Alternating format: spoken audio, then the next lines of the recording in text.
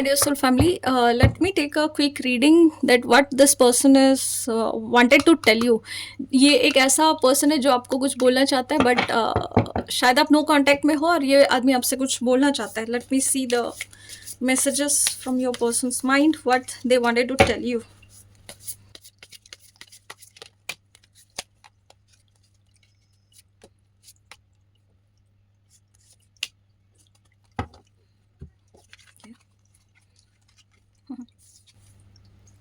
So this person wanted to tell you that I wanted to be a part of your future. I wanted to give you some commitment. So commitment is coming. This person, क्या messages आ रहा है आपकी तरफ और क्या ये आदमी सोच रहा है? ये आदमी आपको कमिटमेंट देने का सोच रहा है. अगर पहले ये इंसान आपसे भाग रहा था, आपको अगर कोई कमिटमेंट नहीं दे रहा था, तो this person is literally thinking about giving you a commitment. और ये क्यों भागा होगा? क्योंकि पास्ट में कहीं ना कहीं ये इनडिसाइसिव था अपनी एनर्जी को लेके, that he is not able to make a decision. And हो सकता है कि कुछ थर्ड पार्टी होंगे, चाहे उनके फैमिली मेम्बर्स हो या उनका डर हो या वो खुद हो, उसकी वजह से ये आपको लेके कोई डिसीजन नहीं बना पा रहे थे. But the reunion is absolutely there, will always come back to each other. इसका मतलब है कि आप दोनों में एक ऐसा पैटर्न है जो कि आप आते हो फिर चले जाते हो, साथ में आते हो फिर चले जाते हो. This is kind of in and yang energy है, जहाँ पे मुझे लग रहा है आप अगर ट्विन फ्लेम जर्नी में और आप अगर इस सारी चीज़ों से जा रहे हो तो आप अपनी हीलिंग एरिया में अपने आप को फोकस करो, आप हील करो. Automatically this person is going to come back to you. The reciprocity is कि आप एक मिरर हो फॉर दिस पर्सन. आप you are absolutely a mirror.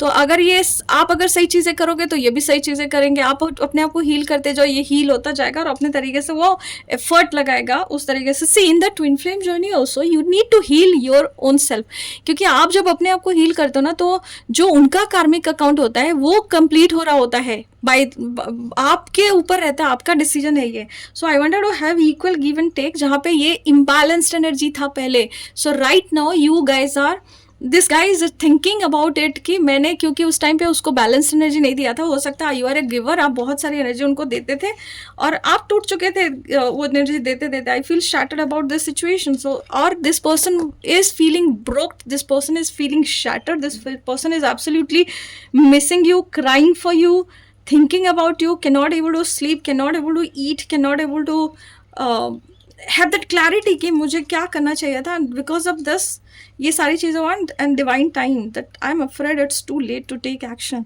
ये डर रहे कि शायद आप मूव ऑन कर चुके हो. so this is the time this person is literally thinking to come towards you, giving you a commitment to reunite with you. और ये ना एक ऐसी एनर्जी जहाँ पे मुझे पास्ट की एनर्जी दिख रही है. अगर आप इसको क्लेम कर रहे हो तो हो सकता है कि आप इस पर्सन के साथ नो कांटेक्ट में थे और अब आप एक नई एनर्जी में आ रहे हो. This person is changing himself to be better for you for this relationship. So claim this beautiful energy. The reunion is there, the commitment is there, so don't doubt this energy. And क्योंकि आप दोनों कुछ भी हो जाए फिर से एक दूसरे के पास आते रहते हो, फिर से मिलते रहते हो, तो इसका मतलब कहीं ना कहीं कुछ बॉन्ड है, या तो कार्मिक बॉन्ड है या तो जो भी आपका कर्मा एट प्ले है वो आप पूरा कर रहे हो. And claim it because the reunion is there, the lesson is there. So learn this lesson and understand what exactly you need to heal. So this person is absolutely about you, this person is thinking about to reach you, and you're going to receive this messages, and very soon you are going to receive these messages. So claim this energy by liking this video and by typing 888 with this. I'm sorry, please forgive me. Thank you and I love you all. Take care.